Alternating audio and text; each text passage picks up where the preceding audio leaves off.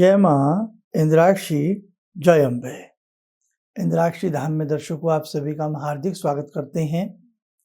आइए इस विशेष अंक में हम बात करते हैं करक चतुर्थी के बारे में, करवा चौथ के बारे में। बहुत ही पुनीत, पावन और पवित्र ये अपने आप में तीज है, पर्व है, व्रत है। महिलाएं अपने पति की दीर्घायु के लिए, स्वास्थ्य की कामना के लिए, संवर्धन के लिए ये विशेष प्रकार का उपवास करती हैं। हर वर्ष कार्तिक मास की कृष्ण पक्ष की चतुर्थी को ये व्रत किया जाता है। इसमें चंद्रमा के दर्शन किए जाते हैं, चंद्रमा को अर्घ्य दे करके अपने व्रत को पूर्ण किया जाता है। दिन में निराहार रह करके ये व्रत करना बहुत ही है तो मुश्किल, लेकिन भगवती की कृपा महिलाओं को, बेटियों को प्राप्त होती है और महाशक्ति के साथ जुड़ती हुई अपने पति के स्वास्थ्य संवर्धन, दीर्घायु की कामना करते हुए ये व्रत रखा जाता है। हमें इसमें क्या क्या करना चाहिए, छोटी छोटी बातें बताने का मैं प्रयास करूँगा। वैसे तो ये सारी चीज़ें आपको मालूम ही हैं, पता ही हैं। और इस वर्ष जो हम ये व्रत कर रहे हैं ये 13 अक्टूबर का है। दिन बृहस्पतिवार है, गुरुवार है, बहुत अच्छा दिन है और ये 13 अक्टूबर का ये उपवास रहेगा। इसमें एक चीज़ मैं निवेदन पहले भी करता हूँ, हर साल से करता आ रहा हूँ कि बहुत लोग हमारे इस प्रकार के उपवास का, पर्व का, तीज का अजीब तरीके से मजाक बनाते हैं। अब तो ये सब चीज़ें व्हाट्सएप वगैरह बहुत कम हो गई हैं, लेकिन जब शुरू में ये व्हाट्सएप वगैरह पर ये सब चीज़ें चली तो बड़ा अभद्र तरीके से, मजाक के तरीके से इस सब चीज़ों को दिखाया जाता था। अभी भी यदा-कदा कुछ इस प्रवृत्ति के लोग हैं जो इस मर्म को नहीं समझते हैं। दिन भर भूखे रहना, दिन भर प्यासे रहना, भगवान का गुणगान करना, इस व्रत में गौरी जी का, पार्वती जी यानी कि गौरी जी का, कार्तिकेय जी का, गणपति जी का, भगवान शिव का, शशांक का, रजनीश का, चंद्रमा का विशेष प्रकार का पूजन होता है। मन में व्रत धारणी जो महिलाएं होती हैं, ऐसा संकल्प करके कि जैसे एक प्रेम भगवान श्री शिव के दरबार में है, शिव के परिवार में है, वात्सल्य है, प्रेम है, ऐसा ही प्रेम मेरे भी घर में रहे और भगवान जो मृत्युंजय हैं वो ऐसी कृपा प्राप्त करें कि आपके पति 100 साल जिएं, हजारों साल जिएं, दीर्घायु रहें। लेकिन उन सब चीज़ों का मजाक बनाते हुए बड़े अजीब सी पोस्ट डाली जाती हैं। तो मैं आप सबसे निवेदन करता हूँ, इस प्रकार की जब भी आपके पास कोई पोस्ट डालता है, एक तो उसको समझाइए और बताइए कि आप ये अपने धर्म की मजाक बना रहे हैं, और सेकेंडली उस पोस्ट को कतई ना देखें। आपको जरा सा भी शक शंका लगती है, उसको वहीं पर आप डिलीट मारें। आप आगे बढ़ेंगे, हम आगे बढ़ेंगे, तभी इस प्रकार के लोगों का जो प्रयास है वो अधूरा रह जाएगा। समझे आप? बहुत लोग धर्म की आड़ में ऐसा गेम खेलते हैं, ऐसा प्रयास करते हैं कि साहब मजाक बना करके रख देते हैं। तो इस चीज़ का आप सब लोग ध्यान रखें। इस बार भी 1-2 बार की बात है और इनका ऐसे खंडन करते रहिएगा, फिर हिम्मत नहीं होगी हमारे किसी भी तीज त्योहार की मजाक बनाने की। खैर, अब देखो कुछ बातें इसमें आप सुनिए और जानिएगा। करवा चौथ का व्रत अखंड सुहाग को देने वाला व्रत है। करवा चौथ व्रत पति पत्नी के बीच अपार प्रेम का प्रतीक है। करवा चौथ में चंद्र देवता की पूजा के साथ साथ शिव, पार्वती, स्वामी कार्तिकेय व श्री गणेश जी का भी पूजन किया जाता है।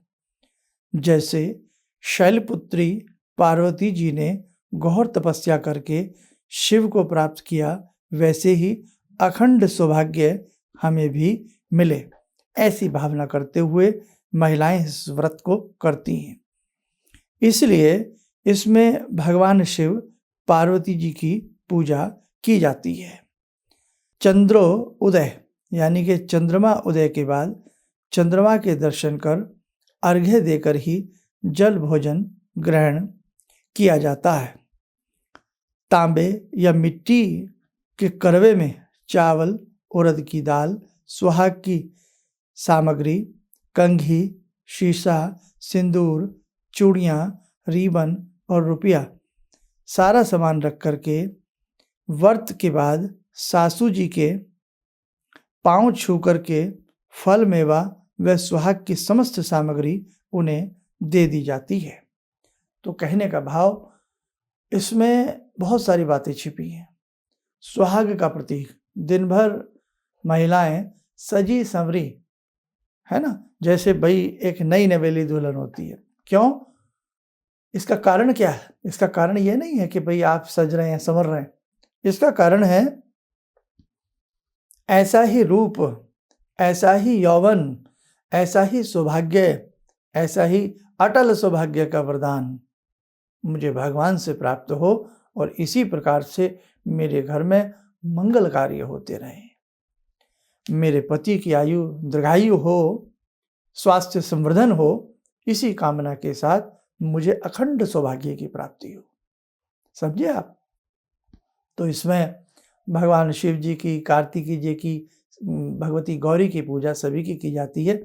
और रात्रि में जब चंद्र दर्शन होते हैं, चंद्र उदय होते हैं, चंद्रमा को देख करके प्रणाम किया जाता है और छोटा सा दीप देसी घी का जलावें, उन्हें अर्पण करें, थोड़ा सा मिष्ठान चढ़ावें, जल में थोड़े चावल आदि डाल करके चंद्रमा को अर्घ्य दे करके थोड़ा सा जल ग्रहण करके अपने व्रत को पूर्ण किया जाता है। और उसके बाद आप भोजन प्रसाद अपना आराम से जो भी आप खाते हैं, सात्विक भोजन उसमें लिया जाता है। अब इसमें 2 मंत्र भी हैं। ईश्वर न करे कि किसी के घर में हारी बीमारी, पैर पसारे पड़ी हो, तो अगर कहीं किसी के पति बहुत बीमार रहते हैं तो 2 मंत्र हैं। एक मृत्युंजय मंत्र है, एक उसका दूसरा रूप से शावर मृत्युंजय मंत्र है। आपको मैं दोनों ही लिखवा देता हूँ, आप लोग लिख लीजिए। लिखें। ओम त्र्यंबकम यजामहे सुगंधिम पुष्टिवर्धनम उर्वारुकमिव बंधनान मृत्योर्मोक्ष्य मामृतात्। ये एक मंत्र हुआ, भगवान शिव का मंत्र है, सबको करीब करीब याद है। इसका एक लघु रूप भी है, वो वैसे ही सुन लीजिएगा। अभी दूसरा मंत्र लिखवाऊंगा। एक इसका लघु रूप है, लिखें ओम जुम सह। लिखिए, मैं बोल रहा हूं आपको। ओम जुम सह, सह जुम ओम। एक बार सीधा, एक बार उल्टा। ओम जुम सह, सह जुम ओम। ठीक है, ये मंत्र है। ये लघु मृत्युंजय है। करवा चौथ के दिन, करक चतुर्थी के दिन इस मंत्र को की माला, 5 माला भगवान शिव जी का ध्यान करके, भगवान शिव को धूप दीप फल फूल आदि चढ़ा करके 5 माला इस मंत्र की करिए। और हर सोमवार फिर इस मंत्र की 5 माला करते रहिए। मुझे पूर्ण विश्वास है, अगर किसी के घर में पति बीमार हैं, अस्वस्थ रहते हैं, तो ईश्वर की कृपा जरूर बनेगी। और यदि आप स्वयं भी रोगिणी रहती हैं, बीमार रहती हैं, तो रोगों के लिए ये लघु मृत्युंजय मंत्र बहुत अच्छा है। और एक मंत्र तो ऐसा है जिसमें पति का नाम ही आ जाता है, वो मंत्र भी आप नोट करें, लिखें।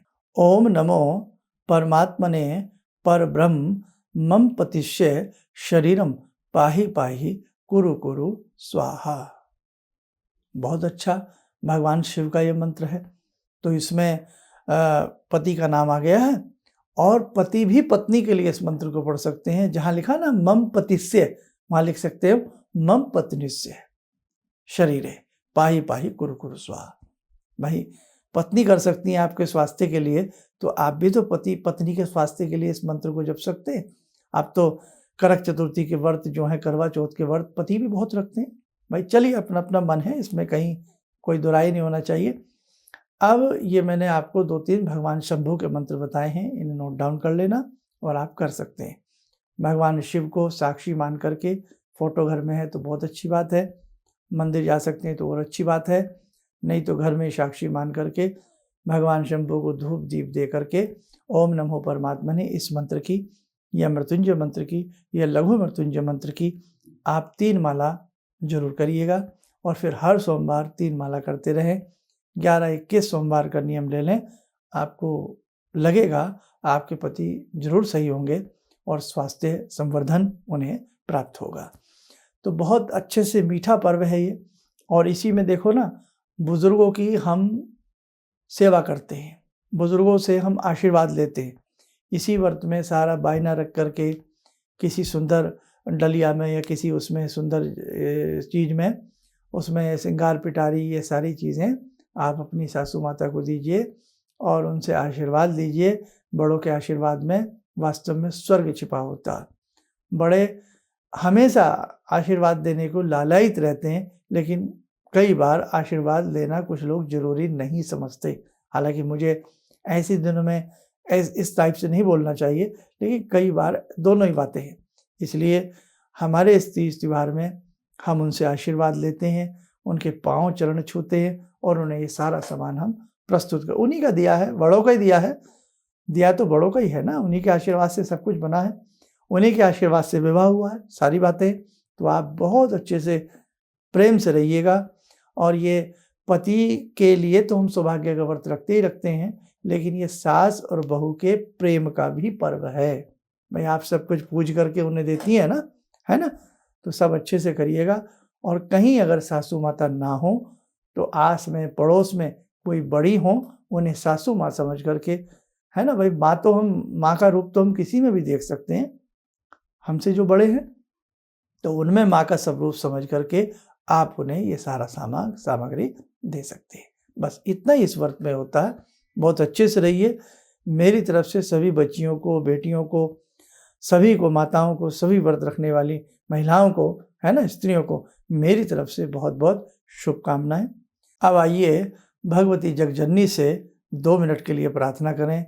हे भगवती, हे जगदम्ब भवानी, हे गौरी, आप हमारी पूजा स्वीकार करना और हमारे घर में सदैव सदैव के लिए वास करना और हमें आशीर्वाद देना। ओम सिंदूरारुण विग्रहां त्रिनयनां माणिक्यमूले स्फुरात् स्तारानायकशेखरं स्मितमुखी बापेन वक्षोरुवां पाणिभ्यामलपूर्णरत्नचषकां रत्नोत्परां बिभ्रति सौम्यां रत्नघटस्थरक्तचरणां ध्यायेत् पराम् अम्बिकां खड्गं चक्रगदेषु चापपरिगान् शूलम्बुशुण्डिं शिरा शङ्खं समदधतीं करे स्त्रीनयनां सर्वाङ्गभूषावृतां नीलासमद्युतिमास्य पाददशकां सेवे महाकालिकां